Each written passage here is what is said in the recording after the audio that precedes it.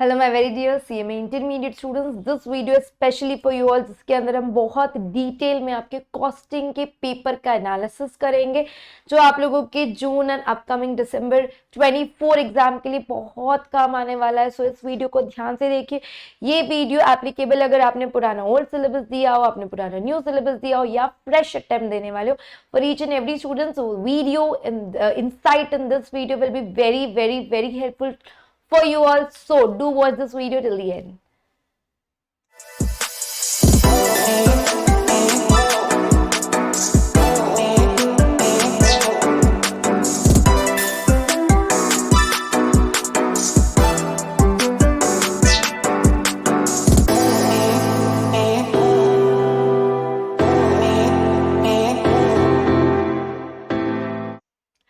इस वीडियो के अंदर हम ऐसी कुछ चीजें भी डिस्कस करेंगे जो आपको ऐसे लगेगा कि हाँ, ये तो हमने कभी सोचा ही नहीं है, ऐसी भी कोई चीज हो सकती है क्या। क्योंकि पास्ट पेपर एनालिसिस तो आप सबने भी किया होगा, बट इससे आपको कुछ अच्छे इंसाइट्स मिलने वाले which are very important for you all. सबसे पहले हम आएंगे आपके दोनों पेपर एनालिसिस, मैंने यहाँ पे डिटेल में लिखे हुए। आपका पास्ट पेपर एक जून 23 का है और एक दिसंबर 23 के। ये दो ही क्यों लिए? क्योंकि दोनों में न्यू सिलेबस का एग्जाम एक बार हो चुका है, तो आपके लिए ये रेलेवेंट ज्यादा है, इसीलिए मैंने ये लिया है। ऐसा नहीं है कि आपको बाकी के पेपर्स नहीं देखने, but this is pretty more relevant, that is the reason I have taken this one. So यहाँ पे पहले अगर हम जून 23 के पेपर की बात करें तो आप लोगों का थोड़ा सा पेपर पैटर्न तब अलग था। तब आप लोगों को एमसीक्यूज 25 मार्क, बेसिकली एमसीक्यूज बोलने की जगह कुछ से कि आप लोगों को ऑब्जेक्टिव्स आते थे, जिसमें फिल इन द ब्लैंक्स थे, चूज द करेक्ट वन था, ये आपको 25 मार्क के लिए था। और उसके बाद आप लोगों को 75 मार्क्स का पेपर था, जिसके अंदर क्वेश्चन नंबर 2 से लेके 8 तक पूछ रहे, जिसमें से आपको कितने आंसर करने? एनी 5। अगर आप देख रहे हो तो कॉस्ट शीट 7 मार्क्स के लिए है, थियोरी जिसके अंदर CAS पूछा ही जाता है, कॉस्ट अकाउंटिंग स्टैंडर्ड, वो 8 मार्क के लिए, मटेरियल और मटेरियल की थ्योरी 7 मार्क के लिए है। अगर यहां ऑब्जर्व कर रहे हो तो मटेरियल भी आया है, लेबर भी आया है, इसलिए बोल रही हूँ वीडियो के एंड तक देखो। मैं आपको बहुत important analysis at the end of this discussion I am going to give you. उसके बाद हम देखेंगे ओवरहेड 7 मार्क्स के लिए आया है, रिकंसिलिएशन 7 मार्क्स के लिए आपको पूछा गया है। अब बैच का क्वेश्चन है जिसमें थोड़ा सा मिक्स्ड एडजस्टमेंट्स है, तो आप इसको सिर्फ बैच में नहीं डाल सकते, ओवरऑल कॉस्टिंग का क्वेश्चन नहीं है। कॉन्ट्रैक्ट कॉस्टिंग आप लोगों को 8 मार्क्स को पूछा है। 6 के अंदर प्रोसेस है एंड ऑपरेटिंग है। 7 ऑफ कोर्स पूरा का पूरा 15 मार्क डेडिकेटेड है किसको? मार्जिनल कॉस्टिंग को। उसके बाद अगर हम आपका देखेंगे तो आप लोगों का जो स्टैंडर्ड है वो 7 मार्क्स के लिए आया है, और आप लोगों का जो बजट है वो 8 मार्क्स के लिए। इनसे एक क्वेश्चन ही आता है। ये रही आपके जून टर्म की बात, जिसमें से आप देख पा रहे होंगे कि मटेरियल से, लेबर से, मटेरियल से आपको क्वेश्चन है, लेबर से आपको क्वेश्चन है, ओवरहेड से आपको क्वेश्चन है, कॉन्ट्रैक्ट से आपको क्वेश्चन है, ऑपरेटिंग से क्वेश्चन है, मार्जिनल स्टैंडर्ड बजट से तो ऑफ कोर्स आपको क्वेश्चन रहने ही है। फिर अगर हम आते हैं आप लोगों के दिसंबर 23 के एनालिसिस में, तो दिसंबर 23 के एनालिसिस में अब आप लोगों को आपके एमसीक्यू पूछे जा रहे 30 मार्क्स के लिए। As of now the latest which we know, आप लोगों के एमसीक्यूज है सिर्फ, अब इसके अंदर फिल इन द ब्लैंक वगैरह नहीं होंगे, और इसके अंदर आपका एक क्वेश्चन होता है कितने मार्क्स के लिए? 2 मार्क्स के लिए। तो अगर कोई ओल्ड सिलेबस स्टूडेंट है, पहली बार न्यू सिलेबस में एग्जाम दे रहे हो, तो आपको भी ये पता रहना चाहिए कि अब आप लोगों को एक क्वेश्चन पूछा जाएगा एमसीक्यू का 2 मार्क के लिए, यानी 15 एमसीक्यूज आपको यहाँ पे आएंगे। उसके बाद आप लोगों को सेम यहाँ पे पूछा जाएगा 70 मार्क्स का paper, any 5 from question number 2 till question number 8। ध्यान से देखना, मैं जो समझाने जा रही हूँ, यहां भी कॉस्ट शीट आया है 7 मार्क्स के लिए। You have here a cost sheet का question for 7 marks, you have again overhead का question for 7 marks, you have operating का question for 7। अब यहाँ पे फिक्स्ड पैटर्न चला है कि 7-7 मार्क के लिए आपको पूछा हुआ है। आप लोगों को कॉन्ट्रैक्ट कॉस्टिंग भी 7 मार्क्स के लिए पूछा हुआ है। उसके बाद आप लोगों को मार्जिनल, स्टैंडर्ड, बजट तो है ही, सॉरी मैंने यहाँ गलती से मटेरियल लिखा, I am really sorry, this is marginal, I am making the correction. So marginal आप लोगों को है ही 14 मार्क्स के लिए, उसके अलावा स्टैंडर्ड एंड बजट। और अगर आप एक चीज नोटिस कर रहे हो तो आपको थ्योरी भी है 14 मार्क्स की। मैम ये तो पेपर देख के समझ रहा है, पेपर देख के ये बात समझना अलग बात है। और अब आप लोगों को समझना पड़ेगा कि इस पेपर के एनालिसिस से आप लोगों को ना, I hope the voice is clear, इस पेपर के एनालिसिस से आपको कुछ टॉपिक समझने हैं जो आप लोगों को बहुत मदद करेंगे क्लियर करने में। एंड द टॉपिक्स, या मैं आपको कह सकती हूँ, क्योंकि मैंने कहा इस वीडियो में आपको बहुत इंपॉर्टेंट स्ट्रैटेजी मिलेगी, तो ये आपके बेस्ट चॉइस के टॉपिक्स है। जब भी आप कॉस्टिंग को पढ़ रहे हो, जब भी आप कॉस्टिंग को रिवाइज कर रहे हो, जब भी आप पेपर अटेम्प्ट करने वाले हो, तो यू मेक श्योर कि आप लोगों ने, जनरली आप पूछते हो ना कॉस्टिंग में अगर हमको स्कोर करना है, क्लियर करना है, तो कौन से टॉपिक पे सबसे ज्यादा फोकस करें। My answer over here is not marginal, standard और budget. My answer over here is, सबसे पहले आप ध्यान देंगे cost sheet, operating, overhead and contract. क्यों? क्योंकि इनसे आपको हर बार एक क्वेश्चन देखने मिलने ही वाला है।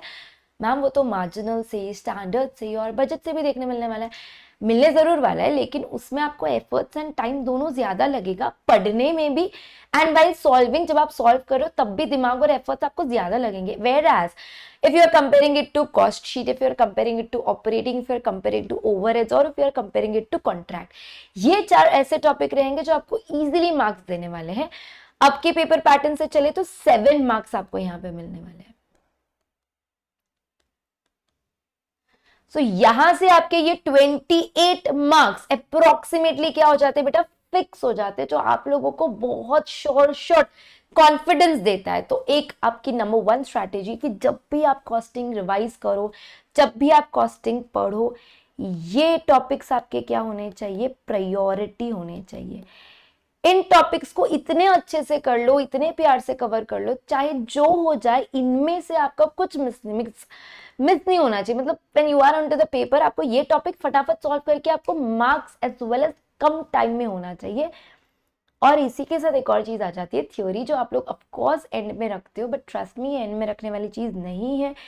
थ्योरी क्या क्या करे बेटा, कॉस्ट अकाउंटिंग स्टैंडर्ड से तो आपको थ्योरी आनी ही आनी है, उसके अलावा एनी अदर टॉपिक से थ्योरी आ सकती है। लेकिन मेरा सजेशन होगा कि आप मटेरियल, लेबर की थ्योरी, दोनों टॉपिक की तो थ्योरी अच्छे से ही करो, ये बेयर मिनिमम है।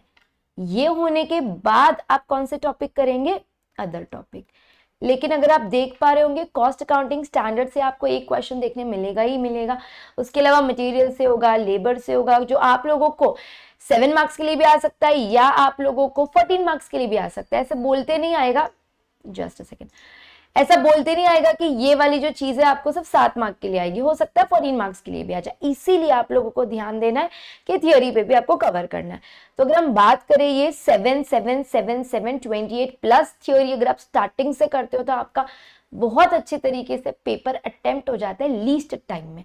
ये तो अटेम्प्ट की बात होगी, जब आप पढ़ोगे भी तब भी आप यही करोगे, cost sheet, operating, overhead, contract, उनके साथ साथ उनकी रिस्पेक्टिव थियोरी कर लो, राइट। फिर हम आएंगे आपके सेकेंड फेज वाले टॉपिक्स पे। सेकेंड फेज के टॉपिक क्या है, अब जैसे मटेरियल और लेबर अगर हम देख रहे हैं पेपर के अंदर, इस पेपर में मटेरियल भी आया है, इस पेपर में लेबर भी आया है, लेकिन अगर हम अब दिसंबर का अटेम्प्ट देख रहे हैं तो यहाँ पे आपको देखने मिला है लेबर, राइट। पहले भी कई पेपर में ऐसे हो चुका था कि मटेरियल और लेबर, मतलब या तो मटेरियल पेपर में आएगा या तो लेबर पेपर में आएगा, तो इसलिए मैंने इसको फेज 2 में डाला है, जहां पे मटेरियल आपके लिए लेकिन इंपॉर्टेंट होता है। मैं आपको एक करेक्ट सीक्वेंस बता रही हूँ कॉस्टिंग पढ़ने का, I hope you are understanding. 5th में कॉस्ट अकाउंटिंग स्टैंडर्ड की थ्योरी को रख रही हूँ, तो 6th में मटेरियल को रखूंगी। 6th topic is your material. उसके बाद अगर हम बात करेंगे तो आप पढ़ेंगे reconciliation, which is your 7th topic in the sequence. 7th topic आप क्या पढ़ेंगे, रिकंसिलिएशन। इंटीग्रेटेड का जो टॉपिक है ना, ये कभी कभी पेपर में आता है, तो ऐसा नहीं है छोड़ के जाना है, बट हम इसको later on in the sequence बाद में करेंगे। इवन इसको इन द सीक्वेंस हम बाद में करेंगे। मैंने सिर्फ मटेरियल कॉस्टिंग को 6th नंबर पे डाला है, होप यू अंडरस्टैंडिंग, क्योंकि मटेरियल इजी है, फॉर्मूला बेस्ड है, बहुत डिफिकल्ट नहीं है, लॉजिकल टॉपिक है। रिकंसिलिएशन करने के बाद अब आप आपके उन टॉपिक्स पे आएंगे जिसमें सबसे ज्यादा टाइम लगता है, वो है मार्जिनल, स्टैंडर्ड एंड बजट। ये होने के बाद अब आपके मर्जी से आप लेबर चूज कर लो, इंटीग्रेटेड चूज कर लो, प्रोसेस चूज कर लो, जॉब बैच कर लो, ज्वाइंट बाय। मैम प्रोसेस से तो हर बार 7 मार्क का क्वेश्चन आता है, हर बार प्रोसेस से 7 मार्क का क्वेश्चन आता है, बट 7-8 मार्क का बोल लो, बट प्रोसेस कॉस्टिंग पढ़ने में भी लेंदी है, सॉल्व करने में लेंदी है। ऐसे तो मार्जिनल को भी मैं बोलूंगी कि ये थोड़ा सा पढ़ने में भी क्या हो जाता है, लेंदी हो जाता है। बजट को मैं बोलूंगी सॉल्व करने में क्या हो जाता है, लेंदी हो जाता है। तो the correct strategy is not going for marginal, standard and budget at first. The correct strategy is for going cost sheet, operating, overheads, contract, material, in topics को आप पहले करेंगे। तो मैंने आपको इस अभी तक के वीडियो में बहुत एक इंपॉर्टेंट इंसाइट ये बताया है कि आप लोगों को एक करेक्ट सीक्वेंस यूज करना है। ये सीक्वेंस मैंने आपको किसके लिए दिया है, पढ़ने के टाइम आपके लिए अप्लाई करना है। उसके अलावा जब आप रिवाइज करेंगे, सेल्फ स्टडी करेंगे तब करना है। उसके अलावा जब आप पेपर को सॉल्व करेंगे तब भी ये करना है। But this sequence is not for first time studying. First time studying का मतलब अगर अभी आप लेक्चर्स देख रहे हो, रिकॉर्डेड लेक्चर्स, अगर आपने मान लो मैंने परचेज किए हुए हो, रिकॉर्डेड लेक्चर्स आप देख रहे हो, तो उसको तो आप वही सीक्वेंस से देखेंगे जो मैंने फोल्डरिंग की हुई है, क्योंकि एक लिंक डेवलप की रहती है। उसके बाद जब आप स्टडी चालू करेंगे तब आपको ये बेस्ट चॉइस वाले ऑप्शंस पे पहले जाना होता है, बिकॉज ये आपको मार्क्स जल्दी देते। It is kind of ABC category, लेकिन इस बार मैंने एबीसी को थोड़ा और वेरिएंट दिया हुआ है। इस बार मैंने आपको क्वेश्चन पेपर के साथ समझाया है कौन सी चीजें हमारे लिए इंपॉर्टेंट है। सेकेंड चीज जो आपको इस वीडियो से समझनी है ना बेटा, कॉस्टिंग में अगर आपको स्कोर करना है तो आपको थियोरी भी लगेगा। अच्छा, थियोरी क्यों लगेगा कमेंट बॉक्स में आप अपना बता सकते हो, लेकिन आई विल टेल यू आपको थियोरी इसलिए लगेगा क्योंकि ये आपका टाइम सेव करेगा। अगर आप एक्सपेक्ट करते हो कि आपके 3 घंटे के टाइम में आप सारे एमसीक्यूज भी कर ले और पूरा बचा हुआ 70 मार्क्स का पेपर पूरा सॉल्व करेंगे ठीक से ढंग से, तो पॉसिबल नहीं है पॉसिबल एफर्ट्स के बाद, अ लॉट ऑफ प्रैक्टिस के बाद। जनरली ऐसे होता है कि इस टाइम पे आप कुछ ना कुछ गलती करोगे, इसीलिए आप थ्योरी से ना आप 7 to 14 मार्क्स सिक्योर करोगे लीस्ट टाइम में। अगर वही आप 14 मार्क अपना सॉल्व करने जाओगे तो आपको आराम से 40 मिनट लगेंगे, 45 मिनट्स लगेंगे अगर मार्जिनल जैसे बड़े बड़े क्वेश्चंस है तो। लेकिन अगर आप थ्योरी करोगे तो वो कम टाइम में हो जाएंगे। इसीलिए आपको पूरा पेपर अटेम्प्ट करना है तो थ्योरी वो भी पढ़ी हुई होनी चाहिए। इसका मतलब क्या, इसका मतलब आपने उसकी प्रिपरेशन अभी से स्टार्ट करनी चाहिए। उसके अलावा एक एमसीक्यू होता है, MCQ very very very very very important for you all. MCQ आप बिल्कुल इग्नोर करके मत चलो। MCQ again is not something which can be done at the and, कि हम लास्ट में एमसीक्यू देखेंगे और सब आ जाएगा। एमसीक्यू का प्रिपरेशन अभी ही चैप्टर टू चैप्टर खत्म करो। बेसिकली आपने क्या करना चाहिए, जो भी चैप्टर आपका पढ़ के हो रहा है उसके सम्स करो, उसके साथ साथ उसकी थ्योरी करो, क्योंकि जब आप थ्योरी कर लोगे ना तो आपको ऑटोमेटिक एक एमसीक्यू में बेनिफिट मिल जाएगा। तो सम्स करेंगे, फिर थ्योरी करेंगे और फिर एमसीक्यू करेंगे, फिर दूसरे चैप्टर के सम्स पे जाएंगे। This is going to be the best sequence for you all, trust me. उसके बाद आप पूछोगे अपना, मैं बोलूंगी आपका स्टडी मटेरियल एक बार प्रैक्टिस करने के लिए कर लेना। अगर आप मेरे बुक से रेफर कर रहे हो, अगर आप मेरी स्टूडेंट हो तो it is covered, no doubt. लेकिन जस्ट प्रैक्टिस के लिए मैं मान लो, या फिर आपको डायरेक्ट इनडायरेक्ट हो रहा है, एक अलग फॉन्ट में क्वेश्चन दिखने मिल रहा है या नंबर्स अलग है, तो स्टडी मैट को कवर करना चाहिए आपने, उसको प्रैक्टिस ऑफकोर्स करना चाहिए। उसके अलावा एक और चीज, आपने आपके पास्ट पेपर्स एंड एमटीपीज, अगर मैं कॉस्टिंग की बात करूं तो आप लोगों ने ये old syllabus as well as new syllabus दोनों के कवर करने चाहिए, क्योंकि कॉस्टिंग का सिलेबस हैज नॉट चेंज, तो ये दोनों के काम आएगा। So this was the insight of today's video. अगर आपको ऐसे लगता है वीडियो आपके लिए हेल्पफुल था और अगर हम और आपके लिए वीडियोस लाते रहे, क्योंकि आप जानते हो कि एएसी का चैनल एक्सक्लूसिव फॉर सीएमए, इसका हर वीडियो, हर कंटेंट, हर faculty is dedicated to CMA only. So अगर आपको लगता है वीडियो ने मदद की है तो यार प्लीज लाइक कर दीजिए वीडियो को, शेयर कर दीजिए वीडियो को, एंड कमेंट बॉक्स में बताएं कि आपको और कौन से टॉपिक पे वीडियो चाहिए, ताकि हम आप लोगों के लिए अच्छा अच्छा कंटेंट लेते आए। If you getting stuck at any point of time, AC के यूट्यूब चैनल पे डिस्क्रिप्शन में आप देख पाओगे बहुत सारे सक्सेस बैच के लिंक से आप लोग उतना पार्ट रिवाइज भी कर सकते हो for any subject you want, for any part you want. So all the very best for your studying. Keep studying and stay tuned to our channel.